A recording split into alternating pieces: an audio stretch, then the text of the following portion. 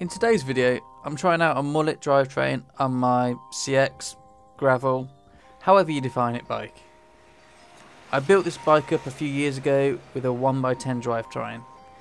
I used some SRAM Apex shifters with a SRAM GX rear derailleur and pushed the limits with a ZTTO 11 to 42 tooth cassette. It's worked alright. Sometimes the derailleur doesn't like to shift into the 42 tooth though, and that's probably because the max capacity was stated at 36. I built it up as a 10 speed because this was really the last generation of simple compatibility. These 10 speed road shifters spoke to the mountain bike rear. There was no difference in cable pull, but with the 11 to 12 speed that changed. Mountain bike derailleurs were made to handle bigger and bigger ratios, and the cable pull changed. This is where the Mullet Drivetrain comes in though. A Mullet Drivetrain is, well, pretty much what I did before, but it takes 11 or 12 speed road shifters and uses a mountain bike rear derailleur to hit those big ranges. But how does that work if the cable pull is different? Well, after a lot of research and watching a few videos from Pathless Pedalled, I found multiple ways to do it, but today I'm using the JTEK Shiftmate. For this trial, I've bought a set of SRAM Rival 1x11 speed shifters, a Sunrace 11 to 50 tooth 11 speed cassette, a SRAM PC 1130 chain, a SRAM 12 speed SX rear derailleur, and a JTEK Shiftmate 9 doohickey. The reason I'm using a 12 speed derailleur is because of the range. 12 speed are designed to handle the biggest ranges, and according to the internet, it works. So let's give it a go. A couple of things to point out before I begin. I'm checking the derailleur hanger alignment first because last year I was knocked off this bike and the derailleur took a knock. It was out of alignment slightly, so I've bent it back into shape until I can find a new one.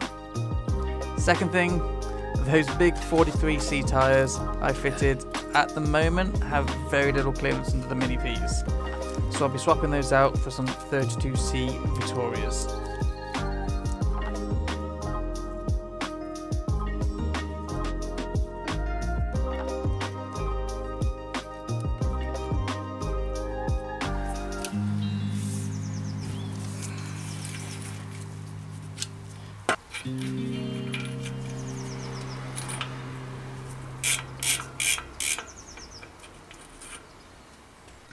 First up, the cassette. I've gone with the Sunrace 11 to 50 tooth in 11 speed. It's got the range of a 12 speed in 11 speed form, so it should go great with this build. The exact model number is CSM X80, and I bought this for £86 off eBay. A smear of grease on the freehub body and 40 Newton meters of torque, and it's ready to go on the bike.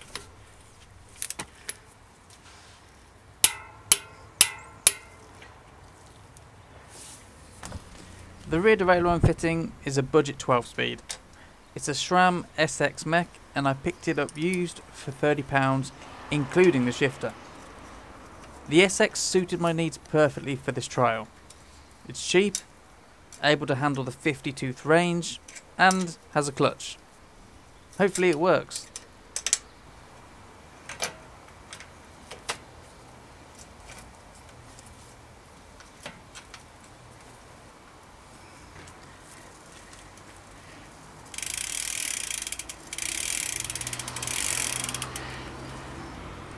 The chain is a SRAM PC 1130 with 120 links.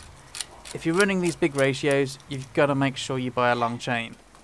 At this length, it was almost perfect. I removed 2 links to meet the recommended sizing of wrapping the chain around the 50 tooth cog and the chain ring, and adding 4 links.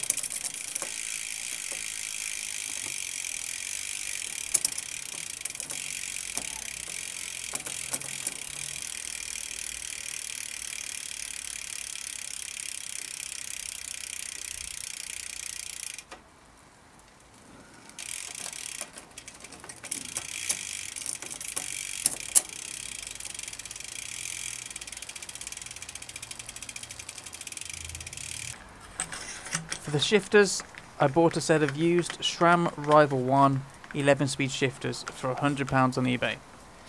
They're a good quality shifter, almost at the top of SRAM's hierarchy, so if things didn't go well with the Mullet, I knew I had a good set of shifters ready anyway.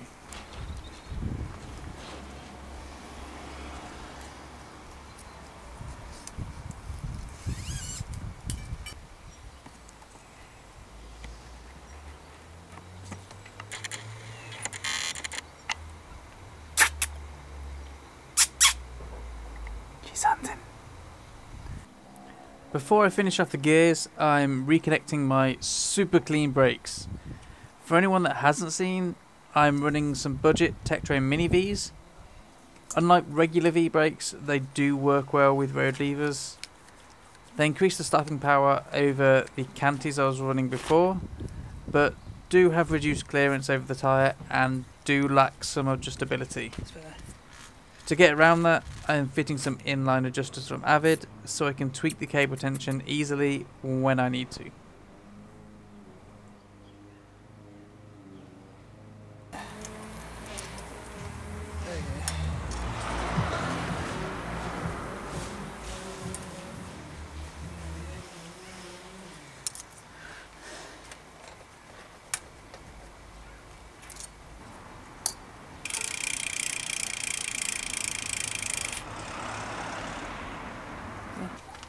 Okay, the business end now.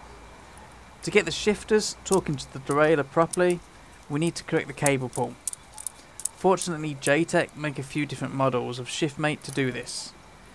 I'm using the Shiftmate 9. It basically adds an extra loop in the cable travel and converts the road pull into a mountain bike pull. Or at least that's my understanding. It was a little tricky to fit. The instructions are clear, but just get everything to line up was a little bit fiddly. There's a small flat section on the back of the pulley, and that has to sit in a specific spot on the back for the cable to cross over. I found it best to get everything fed through in the derailleur sitting snug, and then check the location of that flat spot. I'm not 100% happy on the outer housing length and JTEK routing, but it seems to work for now.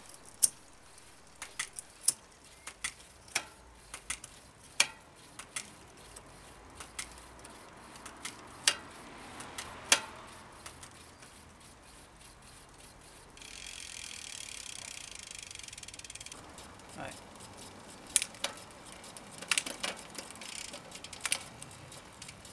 I keep on changing 2 gears at that point.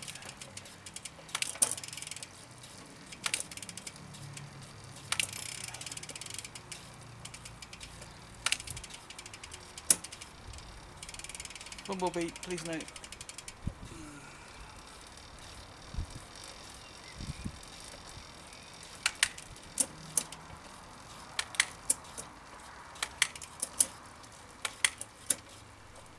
Okay, so the gears are roughed in and they seem to be shifting fine. They're probably going to need a bit of fine tuning, but let's go for a ride and see how it does.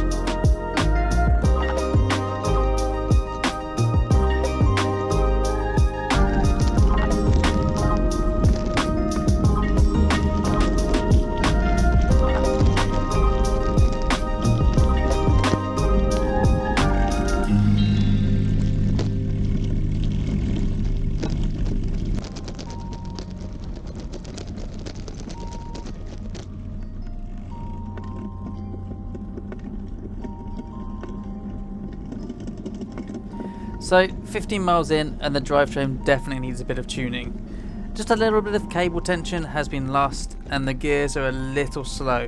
But the important thing is, it's a success. Each of the 11 gears shifts into the gear and the rear derailleur handles the 50-tooth cog with ease. This is great to know. Now I can plan more for a future gravel build I have. I'd wanted to run the larger 50-tooth on the rear so I could chill on the climbs, but wasn't quite sure it would work. After this little trial, I'm happy. So yeah, thanks for tuning into this video today, and before I forget, thanks to Barrett for the super thanks on the last video. It's appreciated, thank you. I hope you all enjoyed today's video. If you're not subscribed already, please hit that button. There's always more content to come. I'll see you in the next one.